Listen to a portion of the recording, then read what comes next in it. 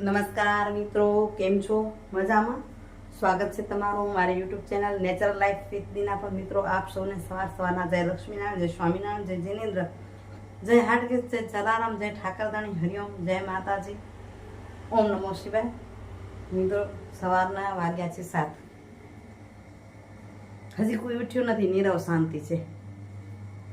કોઈ ઉઠ્યું નથી એટલે કે કનૈયો ઉઠ્યો નથી. દોઈત્રો ઉઠે તો એક રમાડવાની મજા અને આનંદ, આમ કિકિયારીથી ઘર ભરાઈ જાય. અત્યારે શાંતિ છે. ઉઠીને કરી તૈયારી, માછલીનો લોટ બાંધી આપ્યો એટલે સાહેબ ગયા છે કીડિયાળું પૂરવા, લોટ આપવા અને ચૂણો આપવા. હમણાં આપણો ભાણિયો આવ્યો છે કાનિયો, ત્યારથી મંદિર જવાનું મેં ઘટાડી નાખ્યું છે. ઘરમાં ભગવાન છે એની સાથે જ કરું છું. ચાલો હું સવારની તૈયારી કરું. અહીં મોનું માટે કઠોળ સાંજે પલાળું છું. આજે સાંજે નહોતું પલાળ્યું એટલે ઉઠીને અહીં ચણા પલાળ્યા, બપોરે બાફી આપીશ. અને માખણને ગરમ કરું, તૈયારી કરું, દાળો બનાવીશ. ઘણાને દાળો કે, ઘણાને કીટી કે, ઘણાને કીટું કે, તમે શું કહો કહેજો. અને રોટલા બનાવવાની તૈયારી કરું છું. આજે સાદા રોટલા બનાવવા છે, તો ઘણી ક્યારેક મસાલો રોટલો બને છે, તો ક્યારેક પુડલા બને છે, તો ક્યારેક ચીલા બને છે. કાંઈક રોજ બને છે કે મોનુને મજા આવતી જાય, એને આનંદ આવે એવું બનાવીએ, એટલે એ કોશિશથી. પણ આજ સાહેબને મજા આવે એવું બનાવું, એમને દાળો ગમે એટલે માખણ ગરમ કર્યું. અને એક ટીપ છે આમ બધી છાશ કાઢી નાખવાની, પણ મેં કાઢી લીધી, હમણાં બીજી વખત બતાવીશ. ચાલો તો અત્યારે બનાવું રોટલા. અને તો મિત્રો 8 વાગ્યા, ઉતાવળ કરીએ તો 8 વાગી જાય. ઉનાળાના 8 એટલે ઘણા કહેવાય. અહીં રોટલા થઈ ગયા છે તૈયાર અને દાળ બની ગયો.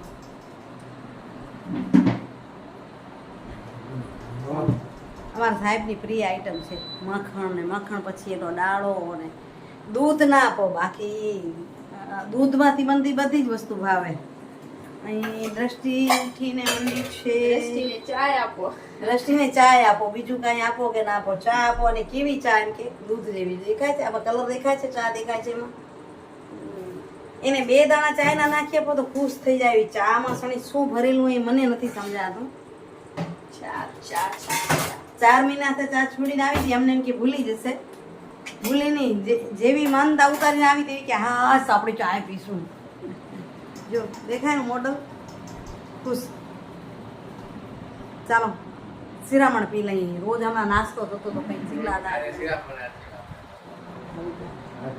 શિરામણ છે, એવું માખણ નથી, દાળો છે. દાળો અને રોટલા, બાજરના રોટલા. આમ અમે એકલા અહીં તો શિરામણ થાય. હવે બધા ભેગા અહીંથી નાસ્તા થાય છે. કંઈ પુડલા થાય છે, ચીલા થાય છે, ઢોકળા થાય છે. તો મિત્રો નાસ્તા પાણીને કામ પૂરું થયું. હવે છે ને તમને આજે ટિપ્સ બતાવી રહી છું. અને એ છે કે કોટનના કપડામાં કલર નીકળે તો એને કલર ઓછો નીકળે, અને અમુક કપડામાં તો સમોળો નથી નીકળતો. આ ટ્રીક અજમાવો છો ને તો ચાલો બતાવું કે કઈ રીતે કરશે. આજે મને છે ને મારો ડ્રેસ પણ છે, અને નવા મહેમાન માટેની થોડી તૈયારી કરી કે થોડાક બાળોતિયા જેવા નવા બનાવ્યા છે, તો એને કઈ રીતે પલાળું છું તમને બતાવું.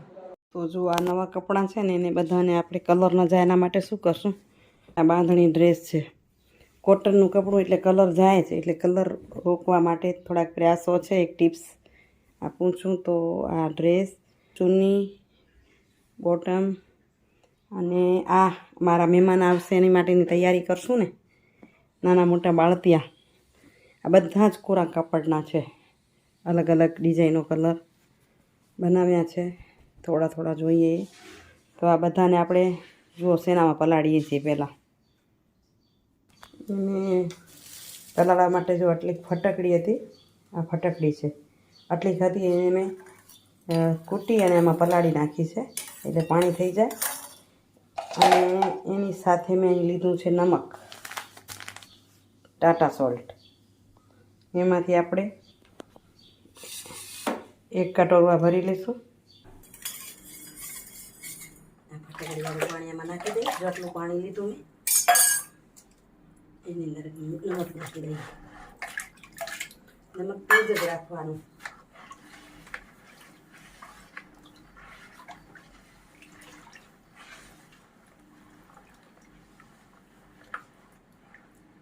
આ રીતે નમક પૂરેપૂરું ગળી જાય અંદર હલાવશું એટલે નમક અને ફટકડી ગળી જશે. મેં ફટકડીને પહેલેથી જ ગાળી રાખી હતી.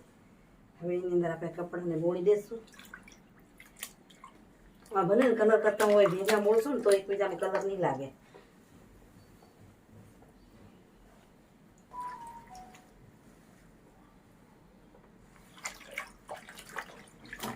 ધોવાથી પહેલા કોરા ધોવાનો. એકવાર પાણીમાં કાઢ નાખી પછી અસર નથી કરતો એટલે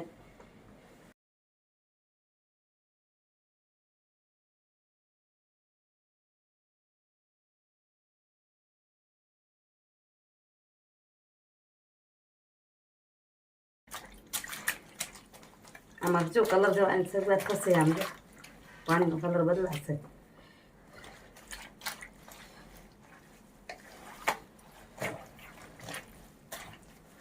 હવે આને 2-3 કલાક આ રીતે પલળવા મૂકી દઈશું.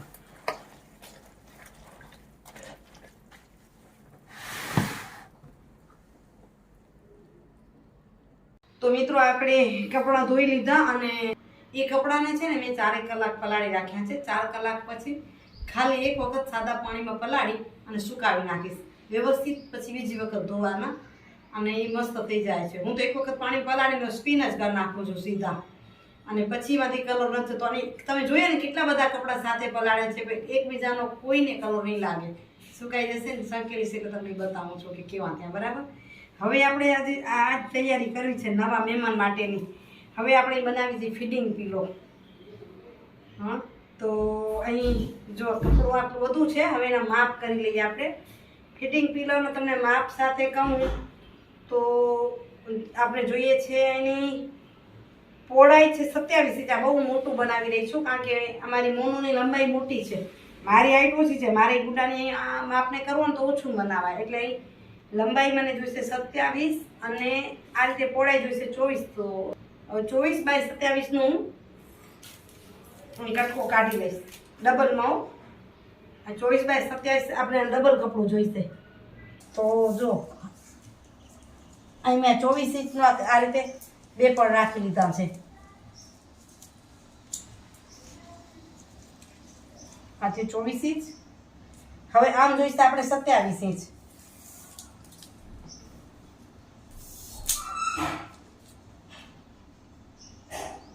આ 27 ઇંચ થાય છે. અહીં હું વધારો રાખું છું સિલાઈ માટે એટલે 29 ઇંચ. હવે અહીંથી આપણે લાઇનિંગ દોરી લેશું. એ જ 29 ઇંચ આપણે અહીં રાખશું.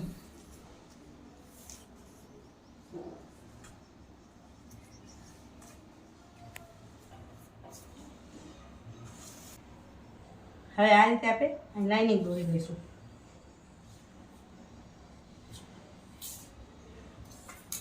હવે એને કટિંગ કરી લઈશું.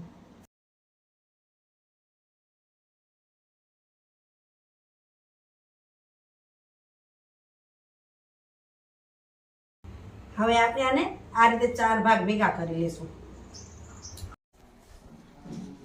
આ 4 ભાગ લઈ લીધા. હવે છે ને અહીંયા આપણે કરી નાખશું 14 ઇંચ લઈશું.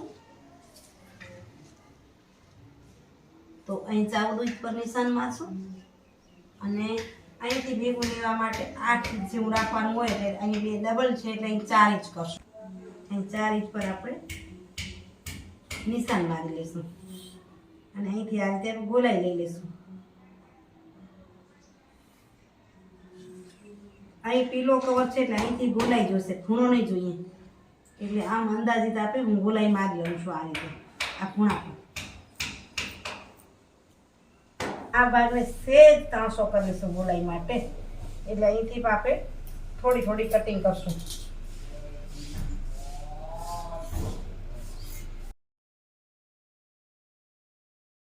જે રીતે આપણે ગોલાઈ આપી છે ને એ રીતે આપણે ગોલાઈની કટિંગ કરી લઈશું.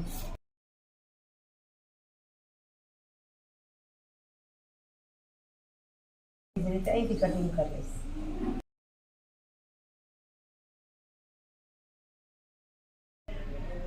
ફિટિંગ પીલો સીવવું સરળ છે, પણ જ્યાં સુધી સીવ્યું ન હોય ત્યાં સુધી આપણને એમ થાય કે કઈ રીતે થઈ શકશે. તો આ કટિંગ થઈ ગઈ તૈયાર. અને હવે તમને બતાવીશ, જોઈશ તો જોશો તો તમને જો એકદમ અંદાજ આવશે ફિટિંગ પીલોનો. હવે આની અંદર છે ને કડું નાખી તો પણ ચાલે ને ન નાખી તો પણ ચાલે. મારી પાસે આ કડું છે એટલે હું નાખવાની છું આ ફિટિંગ માટે. આ રીતે બધું થઈ જાય તો આ સીવીશ ત્યારે જ એની અંદર ફિટ કરી દઈશ.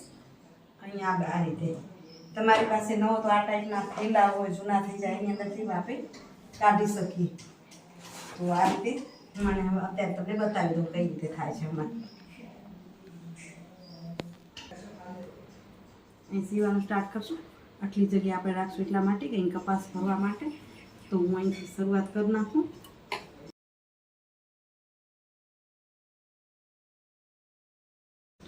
અહીં સેન્ટરમાં આપણે આને ફિટ કરી લઈશું. તો એને આપણે નીચેની સાઈડ ફિટ કરવાનું થશે તાકી ઉથલાવીએ ત્યારે એની અંદર સરસ ઉથલાવીએ ત્યારે અંદર બેસી જાય. એટલે એને આ રીતે વચ્ચે રાખી અને ફિટ કરી લઈએ. અહીં આપણે ડબલ સિલાઈ કરશું જેથી તૂટી ન જાય.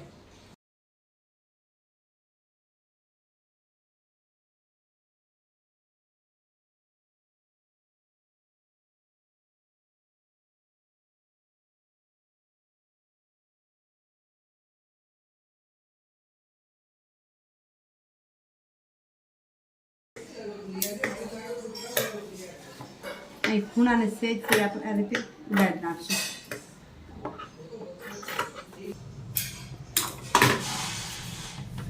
પલટાવી લઈએ. હવે એને આ રીતે આપણે આખી પલટાવી લઈએ.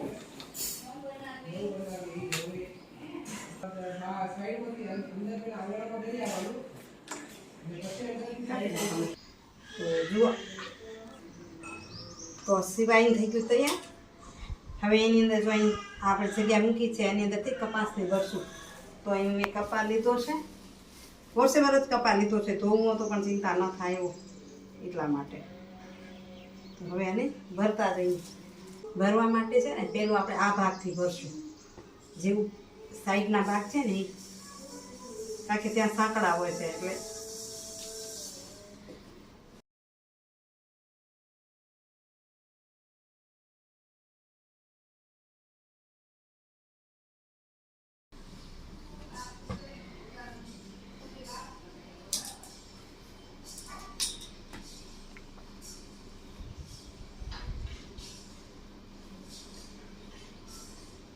એક સુધી એમ ભરે ને અહીંયાથી પણ બતાવતા હતા બીજે પાસે.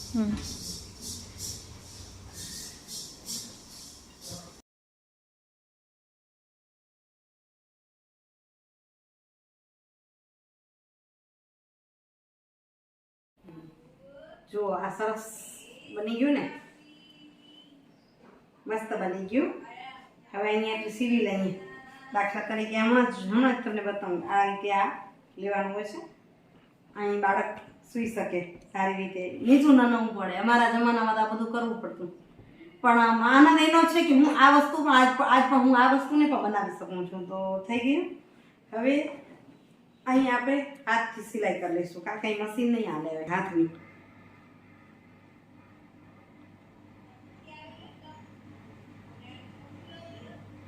નીચે બેસીને થાકી ગઈ હતી એટલે કીધું ચાલો સોફા પર બેસીને કરું. એટલે હવે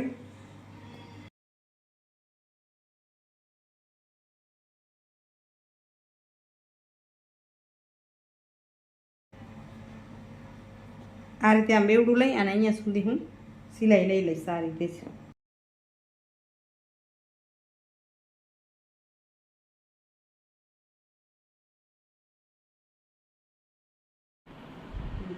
જો થઈ ગઈ સિલાઈ, મસ્ત તૈયાર થઈ ગયું.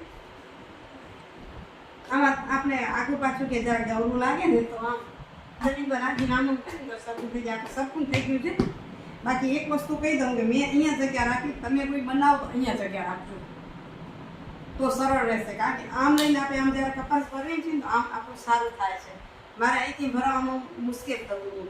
મેં કરી મેળવી લીધું, પણ સાચી બરાબર રીત એ છે કે અહીં જગ્યા રાખવાની. આ જગ્યા રાખવાની. અગર ઘણા ચેન પણ નાખે, જીપ અહીં નાખતા હોય પછી જીપ વાળું ખોટું થઈ ગયું. પેકિંગ કરી નાખવાનું સરસ અને બહુ જ સરસ થઈ ગયું છે તૈયાર.